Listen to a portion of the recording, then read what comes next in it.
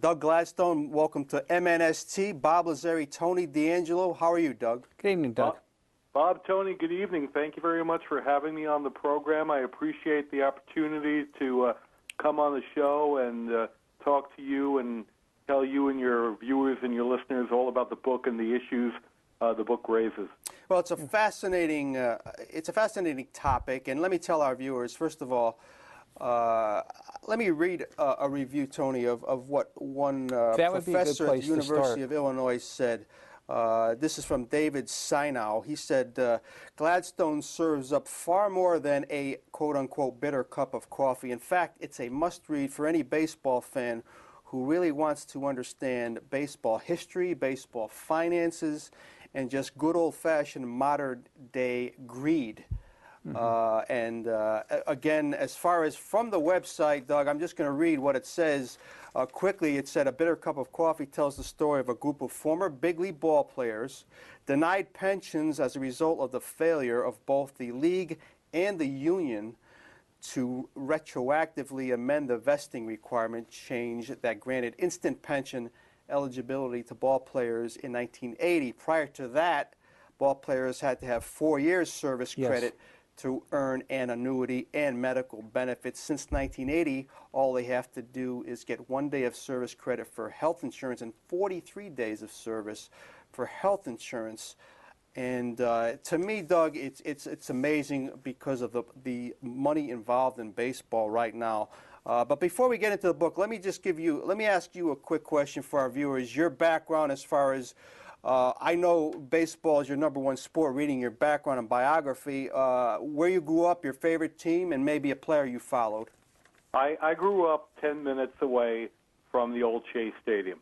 And I was always a partisan of the New York Mets. Then I went to grad school up at Boston University, and I fell in love with the Bo Sox. I literally, my dorm on Commonwealth Avenue was right across the street from Fenway. So needless to say, in 1986, I had a problem rooting for both teams.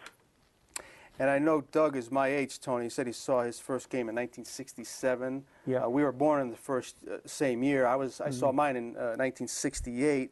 So Doug's been following the game for a few decades, like myself. I guess if I had a favorite player growing up, I always tried to emulate personally the hitting style of Pete Rose. Wow. And say what you want about the man, and I know the judgment has not been rendered on his situation, but he was a slap hitter that I always attempted to try and take a pitch the other way. And really, I learned how to go. I was a right-handed pull hitter in Little League, and it was because of the influence of Pete Rose that I learned how to take a pitch and drive it up the alleys into right center.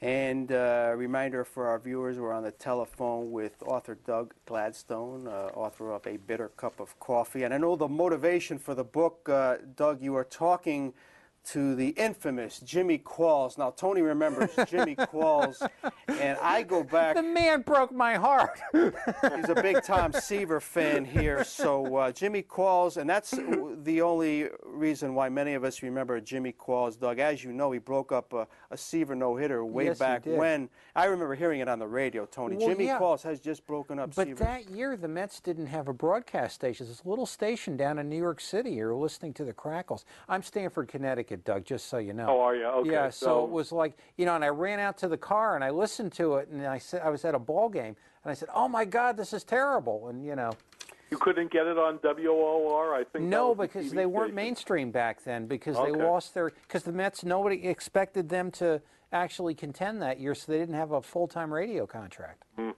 But Doug, you were talking to Qualls for an interview for Baseball Digest, and you were taken aback by the fact that he told you he had no pension, and that kind of set the ball rolling with you. This really, Bob, this happened very innocently. It happened very innocuously. Just to give you and your viewers and your listeners some background, you're right. I was just coming off having published my first story in the Chicago Sun-Times, and my wife turned to me one night on the couch and said, all right, hotshot, what are you going to do for an encore? Well, last year, as you both have alluded to, was the 40th anniversary of the imperfect game that night on July 9th, 1969, when Seaver carried a perfect game into the top of the ninth inning. He got Randy Hundley on a comebacker to the mound, and then the little-known converted shortstop turned outfielder who we're talking about, Jimmy Qualls, lined a clean single into left field. He hit the ball hard. You got to give it to him. Yeah, no, he did. Yeah. It was a clean single between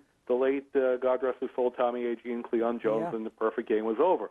So I got to thinking this could be a great where are they now type of piece for Baseball Digest. Seaver, as we all know, well, if you're from Stanford, you definitely know this. He flew the coop from Connecticut. He opened up a beautiful vineyard out in Calistoga, California, 115 acres of prime Napa Valley country. He's doing quite well for himself, obviously, a first ballot Hall of Famer. Jimmy Qualls, from all my research and from all the articles I've read on him, he was having a tough road to hoe, just like anyone in this country these days is having a tough time. When I first hooked up with Jimmy, he couldn't even afford the premiums. He couldn't afford to pay the health insurance premiums on his policy. So I pitched this idea, the Baseball Digest, as sort of David versus Goliath, where are they now? And in the course of our conversation, Jimmy just very innocently, like I said, blurted out, I had a great career in the show, Mr. Gladstone. The only thing that I'm a little annoyed at is I'm not getting a pension. And for the benefit of your listeners and your viewers, in the interest of full disclosure, during the day I happen to work for the New York retirement system, so I know a little bit about vesting. Right.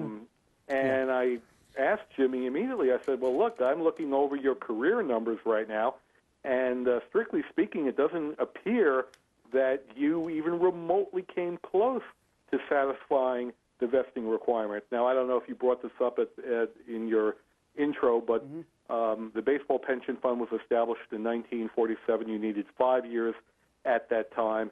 22 years later, that ceiling was lowered to 4 years, and then in 1980, as we've all heard you say, that threshold was changed to what it is now.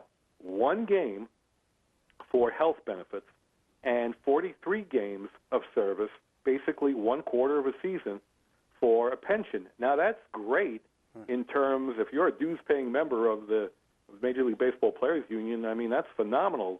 Hats off, tip my cap to Don Fehr and to Marvin Miller for negotiating it's that. Quite the a problem yes. is they never retroactively amended the vesting requirement.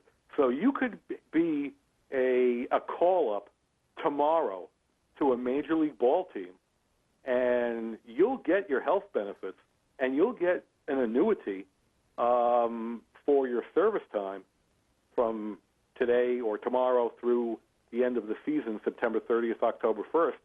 But what about all those ball players who didn't meet the 4-year requirement but still have a lot more time than, a month and a half? Ball players like the flamethrower from the Texas Rangers, David Clyde. Ball players like Don Dillard, who was a pinch hitter extraordinaire for the Milwaukee Braves and Cleveland Indians. He came achingly close, 17 games shy of a pension. 17 games. Rich Hinton of Sarasota, Florida, he came about 45 games shy. All of these guys, they have fallen through the cracks.